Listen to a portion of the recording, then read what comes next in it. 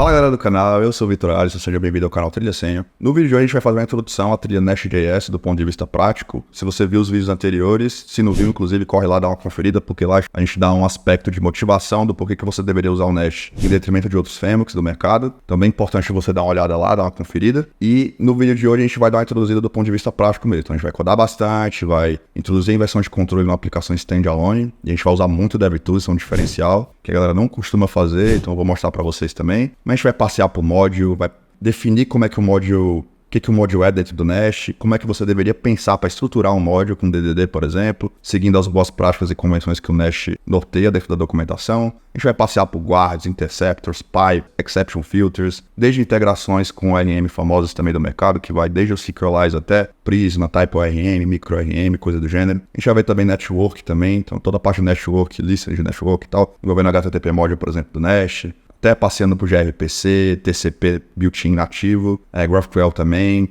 Então, muita coisa interessante desse mundo. A gente vai ver também queues, obviamente, né? Então, passeando pelo Rabbit lá, Bull, MQ com Redis e tudo mais. Então, tem muita coisa bacana que a gente vai ver aqui durante essa trilha. Eu já vou deixar aqui no vídeo os próximos conteúdos envolvendo o Nest dessa trilha. O próximo vídeo, inclusive, vai ser sobre módulo. Hoje a gente vai introduzir a inversão de controle de uma aplicação standalone, como eu falei. Então, bem bacana. Deixei a lista de 7 vídeos que são os próximos que vão sair sobre, né? Mas a gente vai intercalando também. Eu pretendo fazer sobre outras languages, runtimes e tudo mais. Aquela pegada que eu falei desde o início lá do planejamento 2024. Então é isso, bora codar porque tem muita coisa. Agora eu gostei. Começando pela introdução, pessoal, da documentação, eu vou pular essa parte inicial introdutória da documentação, porque eu já mais do que abordei ela nos vídeos anteriores. Fica à vontade para lê-la também, caso for o caso. Mas aí, o que você vai precisar, tá? Antes da CLI ainda, é óbvio que você precisa também, e aí eu recomendo que você tenha algum gerenciador de versão do Node aí, algum NVM, um N, ou qualquer outro da sua preferência. Eu uso NVM, é o mais usual também no mercado, então recomendo que você use. E aí, você precisa basicamente instalar a CLI, a partir daí você vai ter tudo que precisa para gerar os boilerplates do projeto, usar o scaffold padrão do Nest e tal. Dito isso, você já tem tudo que precisa para começar. Uma parada também que você pode fazer se você não quiser partir do boilerplate é instalar os pacotes manualmente que são necessários para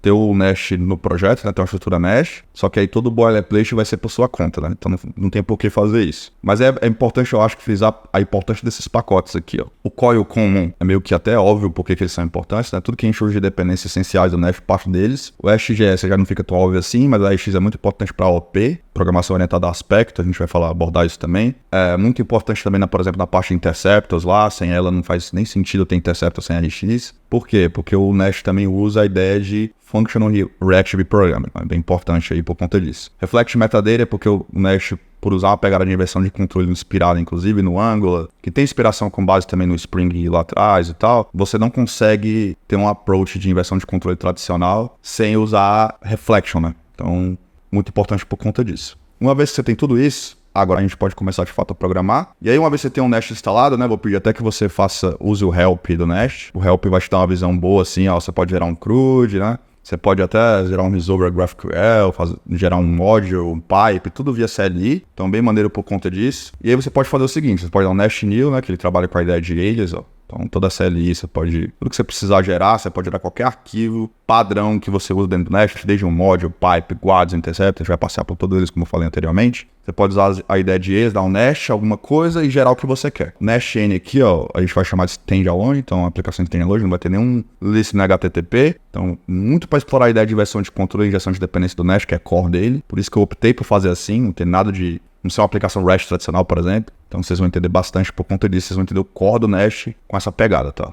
Além do DevTools também que eu vou mostrar. E aí, deu uma Nest N aí, tipo, você vai ver que ele vai gerar via scaffold, né? Eu vou frisar agora essa ideia de scaffold, tá? Você vai poder escolher o Package Manager também, não vou entrar no mérito disso, escolha o que for da sua preferência. Vai até um vídeo talvez no futuro, né, sobre Package Manager no Node. Eu vou usar o PNPN. Então, com base nisso, quando eu fizer dar um Enter aqui, vocês vão ver que eles vão gerar uma série de arquivos automáticos que dão base para o boilerplate. Para a sua aplicação poder funcionar, seu projeto poder funcionar, teu start, o Nest usa a ideia de scaffold que vem lá do Rails, né? Então, você vai ter uma série de arquivos que a gente vai passear por eles, agora já nesse vídeo, dar uma visão para vocês de quais são esses arquivos, a importância deles e tudo. Mas essa é a base, é o boilerplate que você precisa, né? Tipo, para codar seu projeto. E eu vou frisar a ideia de scaffold, que é bem bacana, por ele ser uma parada meio core do Nest também, né? Para a ideia de produtividade. Entra naquela ideia de Conventional Configuration versus viés minimalista que eu fiz em vídeos anteriores. Então, se você buscar aí por esse cara aqui, esse site que é bem maneiro, o Ruby Guides, ele dá a ideia de scaffold, né? Então, é uma estrutura temporária usada em construção civil para apoiar o grupo de trabalho, né?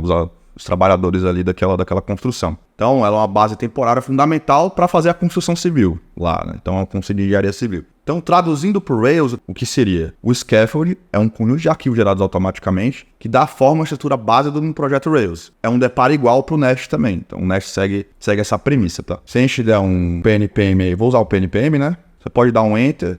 Ele vai gerar uma série de arquivos aí automáticos, como da base para o projeto, né? Você pode seguir daí. Tá instalando aí via PNPM. Então agora a gente já pode começar de fato a codar. E aí, pessoal, uma vez que você tem o boilerplate gerado, o que eu vou pedir para vocês fazerem, tá? Os arquivos que vêm de maneira padrão ali pela CLI, pelo boilerplate, né? Os arquivos gerados automaticamente pelo scaffold do Nest. Você vai ver o servers ali, você vai ver o controller. Você vai ver uma série de arquivos de teste também, a gente vai falar muito de testing também no futuro. Mas você pode deletar tudo e deixar só o module e o main. Então, deixa exatamente como eu fiz aqui, porque a gente vai explorar muito a inversão de controle do Nest na aplicação standalone. Então, não vai ter nenhum list na HTTP, né? A gente vai começar a mudar, inclusive, o Bootstrap aqui também. Então, passeando antes da gente começar a codar em cima do Bootstrap, criar um módulo e tudo, o que é bom explicar exatamente quais são os arquivos que o Nest gera, né? Então, tem desde o arquivo tsconfig, enfim, a gente está usando TypeScript, é o padrão do Nest também, como vocês viram. Vocês podem fazer modificação, por exemplo, o target aqui eu quero que seja S2022, quero colocar algumas props a mais que eu acho que é interessante. Você pode customizar também à vontade. Geralmente o padrão já atende bem. Tsconfig build, né? Óbvio, a gente vai gerar um artefato, vai gerar um build a partir do tsconfig. Enfim, a gente está usando o compilador do próprio TS. Readme padrão, então ele gera um readme certinho aí, bonitinho, de acordo com a CLI, com o scaffold. PNPM lock. Então, se você está usando outro gerenciador, vai ser o yarn lock, npm lock, de acordo com o package manager da sua preferência. Package JSON, eles usam várias coisas da CLI do Nest, que é definido inclusive por esse arquivo aqui, ó, Nest CLI JSON. Então, se você olhar o schematics aqui, você vai ver que desde a configuração de como a CLI vai operar e funcionar em cima do seu projeto Nest, então vai ter desde coisas envolvendo, por exemplo, você vai fazer algum comando que envolva monorepo, algo do gênero, né? Vai configurar com Webpack, por exemplo, algo assim. A própria language também, né? Se você buscar por language, aí você vai ver que o padrão default tá como TS também e tal. Então, essas configurações de CLI, de como o Nest vai operar em cima dessas propriedades, né? Tipo, em relação ao seu projeto com o Nest, com a CLI, vem dessa definição aqui que tá no Nest CLI, tá? Ele usa o source root aqui do seu projeto, do código, né? E estende do esquema aqui das propriedades que vem lá do Nest CLI. Então, vital também pode funcionar. Em geral, você vai fazer modificações aqui, caso você precise, por exemplo, vou dar um exemplo, né? Vou configurar o Webpack, vou, por exemplo, colocar um monorepo da vida no projeto e tal. Aí vai ser bem fundamental. De linter, né? A gente tem um Prettier padrão, S-lint também. Então, a única configuração que eu fiz a mais aí, se vocês quiserem replicar, esse projeto também vai estar no GitHub para vocês debugarem, testarem, enfim. Mas se você estiver fazendo junto comigo aí, eu peço já que você coloque essa configuração a mais aqui. Só isso que eu coloquei. Só para tirar o ponto e vírgula inicialmente, mas depois a gente vai fazer mais modificações em cima do S-lint também. Então, padrão, tá? Git ignore, enfim, né? Tem também o Jest configurado aqui. Dropei todos os arquivos de teste também, porque por hora a gente não vai usar. Esse é o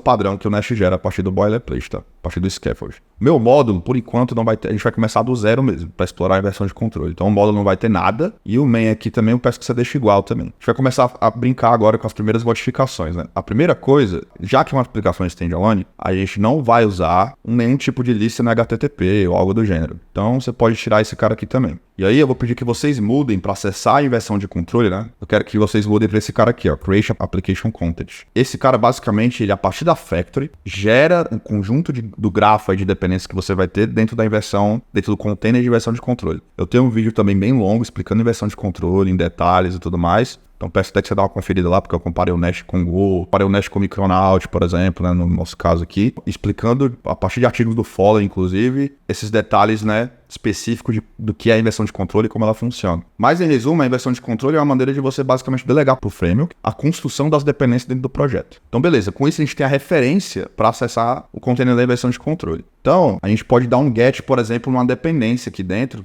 que está lá dentro da inversão de controle. Como a gente não tem nenhuma criada ainda, a gente vai fazer isso agora, tá? Então, bora lá. Lá no App Module, eu vou pedir para vocês declararem. A gente vai ter um módulo. Vai ter um vídeo só sobre detalhando o que é um módulo, como é que você pensa um módulo, etc. Ele vai ter um conjunto de providers, certo? Só que providers são servers, são repositories, são entes, ou coisa do gênero. Você pode importar, inclusive, outros módulos, que é inclusive o que a gente vai fazer aqui agora.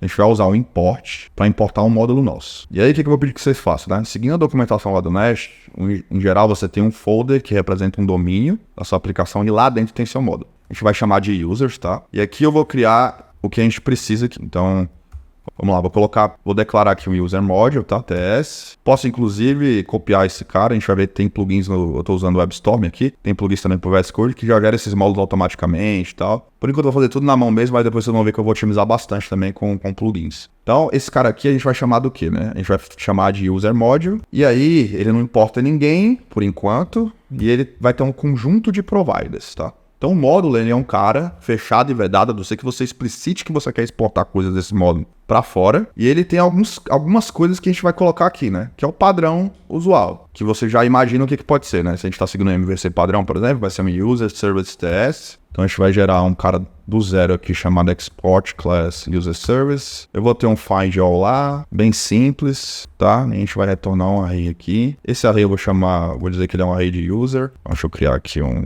create class, user, read only, ID, number, read only, name. Então beleza, a gente criou o que a gente precisa. Então na verdade eu vou até extrair esse cara aqui para um arquivo separado. A gente vai brincar um pouquinho agora, eu vou colocar ele como uma ent aqui dentro. Então, vou dar um export aqui. Tá. E aí no nosso service lá, por exemplo, a gente pode tirar esse cara daqui, né? E importar no nosso file lá. Então, beleza. Então a gente tem o user service, né? E eu vou dizer o seguinte, esse user service, ele é passível de ser controlado pelo container de versão de controle. O que isso significa? Significa que dentro do meu módulo, eu vou dizer que eu tenho esse user service. E além disso, a gente precisa também de um padrão também, né? Que é um repositório da... Então eu vou gerar um repositório aqui também, que é o que vocês certamente estão habituados a fazer no dia a dia de vocês. Então vou refatorar aqui para ser um user repository. Estou importando também, né, o user. Vou até mocar esse cara para ficar simples de vocês verem também. Então vai ter um ID que é 1, vai ter um name que é Victor. Então find all, tá com injectable também. Então significa que o Nest vai injetar esse cara para mim de algum modo, que vem a partir da factory, então ele vai garantir a injeção de independência. Então, beleza. E aí, o que eu preciso, tá? Eu preciso que o user repository esteja aqui também. Então, pronto. Isso é o suficiente, tá? O meu módulo, ele é um cara específico que representa um domínio, que eu vou chamar de usuário, né? Users. E a partir de user, eu consigo usar o service, consigo usar o repository e tudo mais. Então, beleza. O que eu vou fazer? O service vai fazer o seguinte também. Eu vou injetar nesse construtor aqui o meu querido user repository. Um user repository aqui, que é um user repository. E aí, ao invés de retornar, eu vou retornar o find all lá do repositório. Isso é o básico que vocês fazem no dia a dia, né? Tá em memory aqui, tá mocado, mas você teria, por exemplo, o repositório que está vinculado a um Prisma da vida, a um micro-RM, a um type-RM, ou algo do gênero. Mais ou menos isso que vocês vão usar. Private Read Only é uma prática de OO bem estabelecida dentro do Nest, então é muito comum você ver isso. Read Only, então imutável, vedado ao escopo da própria classe, padrão sólido de OO que eles seguem. E aí, enfim, boas práticas gerais também, né? Não só do Nest especificamente. E aí eu vou chamar o user module aqui, importei ele, tá? Beleza. Com isso a gente tem um módulo que pode inclusive importar outros módulos. Então, essa é a base do Nest, né? Então, o Nest, geralmente, você vai construir todas as suas aplicações mais ou menos nesse sentido aqui. Então, repository, tem o injectable, o módulo para você conseguir resolver a hierarquia de gestão de dependência, você precisa dos providers aqui, né?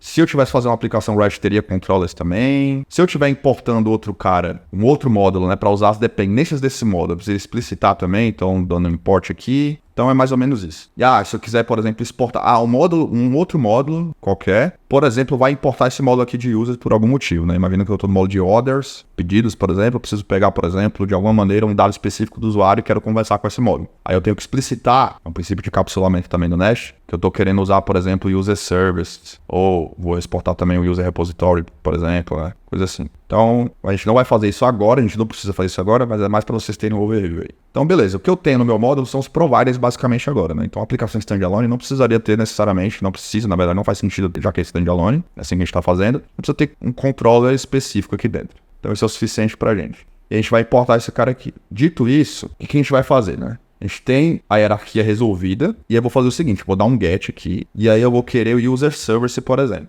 Tá? E aí o que eu vou fazer? Eu vou criar um user service aqui, né? Então agora eu tenho a minha instância de user service, eu posso dar um find all lá, certo? Vamos colocar um breakpoint e avaliar o que está acontecendo aqui. Então, a gente vai debugar agora. Olha lá, o Nest conseguiu resolver para mim, por conta do container de versão de controle, eu consegui pedir para ele, por quê? Porque eu tenho algo anotado com a @injectable que está dentro de um módulo meu. Por isso, eu consigo acessar, por exemplo, não só o user service, mas eu consigo acessar também o repositório, né? repositório dele lá que tem um find all, tá vendo? Tem um protótipo dele aqui. Se a gente, por exemplo, der um user service.findAll, ele vai retornar uma array de objeto para mim, que tem um ID lá e tem um nome. Entenderam a pegada, né? Então, por que é interessante mostrar essa visão aqui, não a visão tradicional do first da doc, né? Se a gente olhar da doc, no first steps lá da doc, vocês vão ver que ele cria uma aplicação REST tradicional, que é o que vocês estão habituados normalmente a trabalhar. Mas poderia ser um outro tipo de network aqui, né? Um lista de outro tipo de network, por exemplo, GraphQL, gRPC ou coisa do gênero. Ou não precisa ter nenhum, que é o nosso caso, que é a aplicação de standalone que a gente fez. A gente só precisou conversar com a inversão de controle do net. Então, quem resolve a factory, né? Nest Factory, resolve para mim todas as dependências, instancia elas. Então, estou delegando para o framework resolver. E uma vez que ele resolveu, eu consigo facilmente pedir o dado que eu quero. E o dado especificamente, na verdade, né? É uma classe e eu quero a instância dessa classe. Então, com esse get, eu consigo navegar dessa forma. Só que, às vezes, você quer ser mais específico. Então, se você quer ser mais específico, você pode usar um select aqui, tá? Select. Aí eu vou dizer que eu quero, na verdade, ser especificamente do user module. E aí sim eu posso dar um get com o user service. Qual é a diferença de um para outro, por exemplo? Né? É que, nesse caso, ele vai procurar primeiro no user module. Se ele não encontrar, ele vai varrer essa dependência em outros possíveis módulos da sua aplicação. Se você quiser ser específico mesmo, se não achar nesse módulo, acabou. Você pode colocar um strict true, porque por padrão o strict é false. Então, true significa que ele vai buscar especificamente nesse módulo agora. Somente se tiver uma dependência nesse módulo, ele vai conseguir dar um get nela. Então, vamos rodar aqui de novo pra gente ver, né? Vou debug aí. E aí a gente vê lá de novo o mesmo content. User repository, posso conversar com a inversão de controle e tal. Então, se você der lá um user service,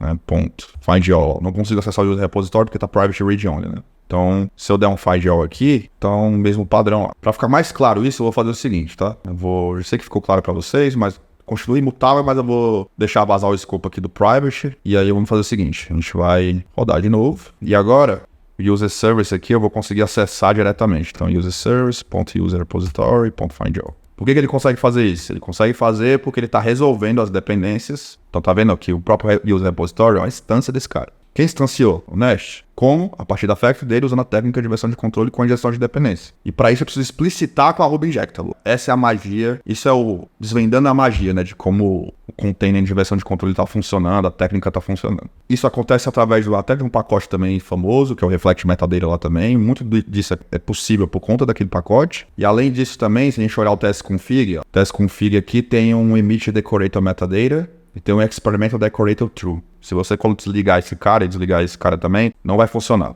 Então, a gente está usando features específicas do TS para também permitir isso.